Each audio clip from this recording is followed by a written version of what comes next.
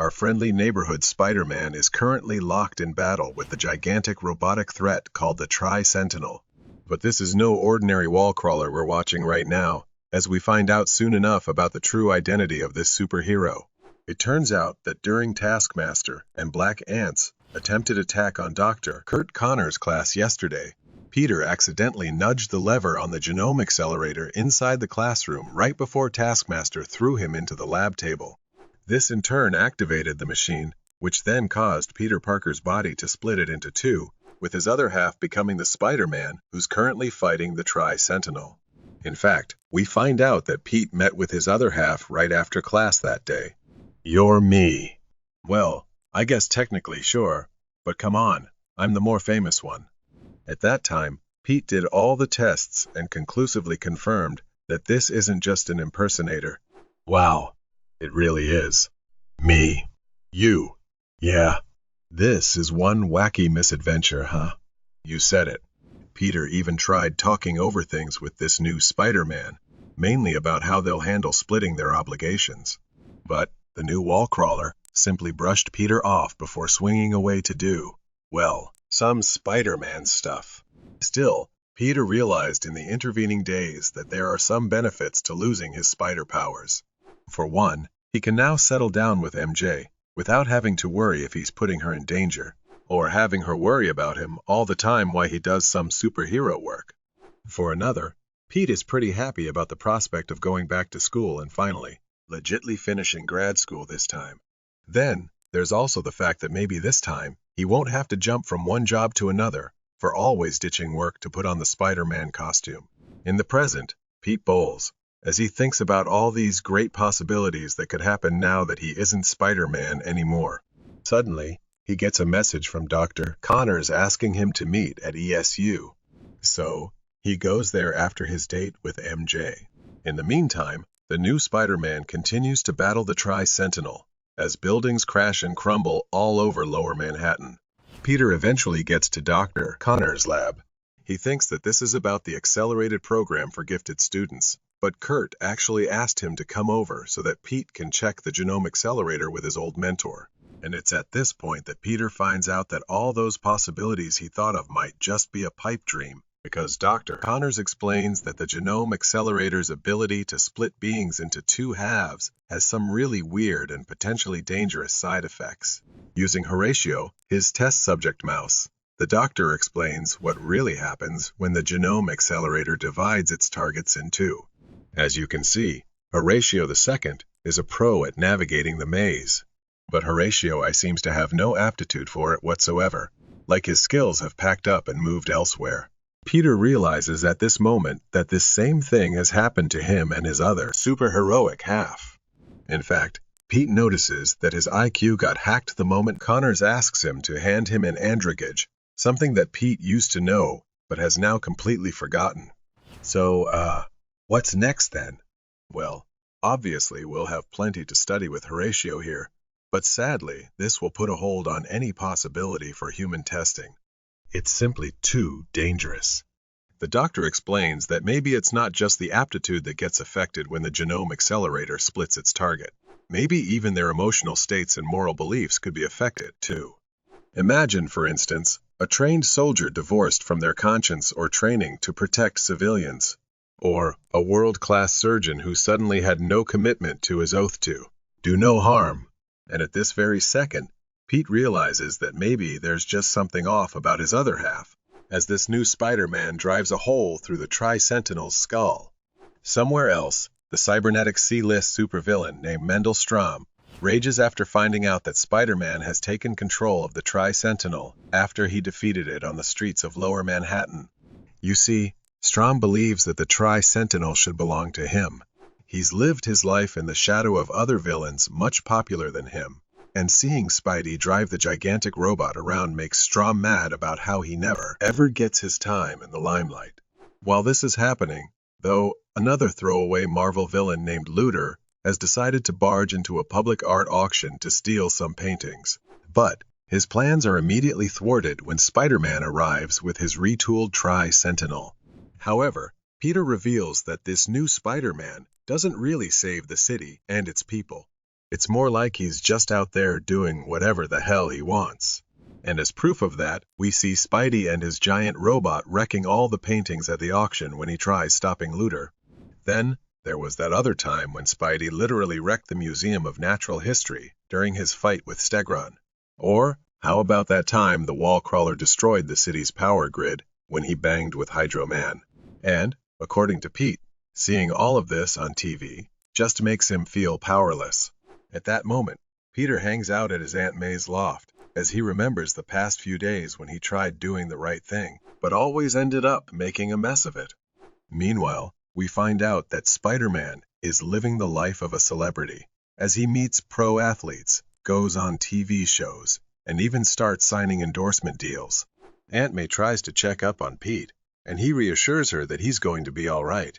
And, of course, this won't be a real Spider-Man story if Peter Parker wasn't broke AF.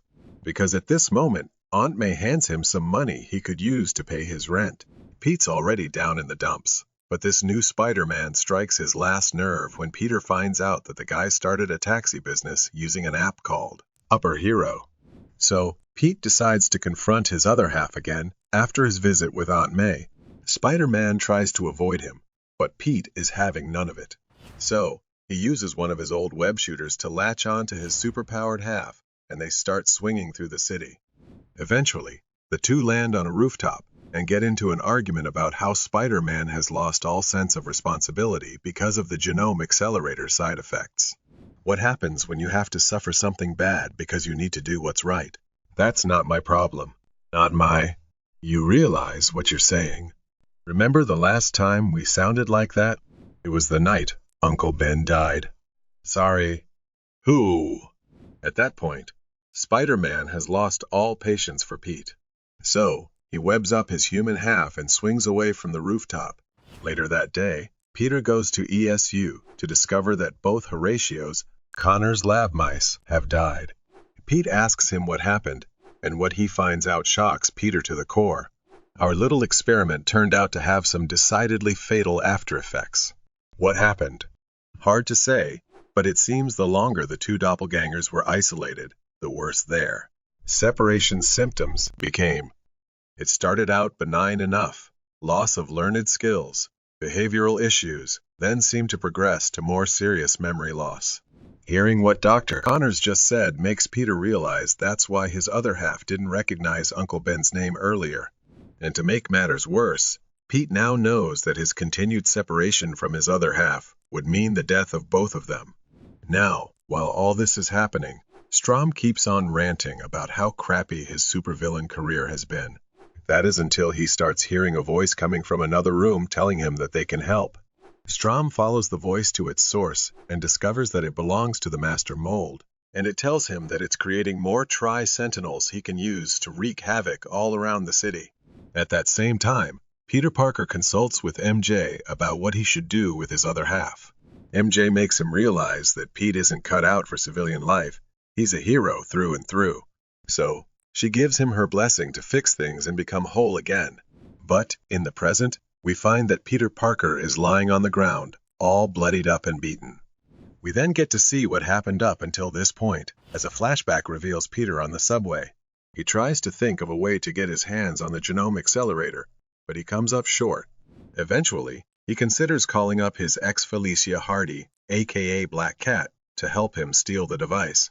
But he ultimately decides against it when he realizes it could ruin his relationship with MJ. And then, it hits him, he can try to finesse his roommate Fred, aka Boomerang, to steal the genome accelerator. Afterwards, he can just take it away from Fred. Shortly after that, Peter springs his plan and manages to whisk away the genome accelerator the moment that Boomerang loads it up in his van. Then, Pete locates his other half somewhere around the city and sets up the device. There's one problem, though. Pete doesn't exactly know how to use the genome accelerator.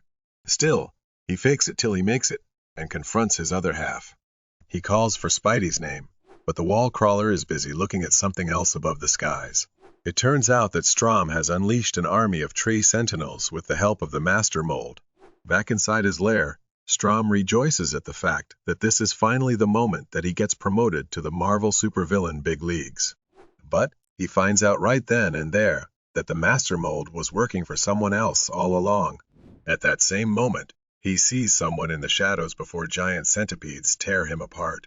In the aftermath of Strom's apparent death, a man wearing a hood and bandages all over his face appears in the middle of the lair. Meanwhile, Pete and Spidey run away from the Tri-Sentinels attacking the city. One of the robots tries to blast the wall crawler, but Pete pushes his other half away to save the guy.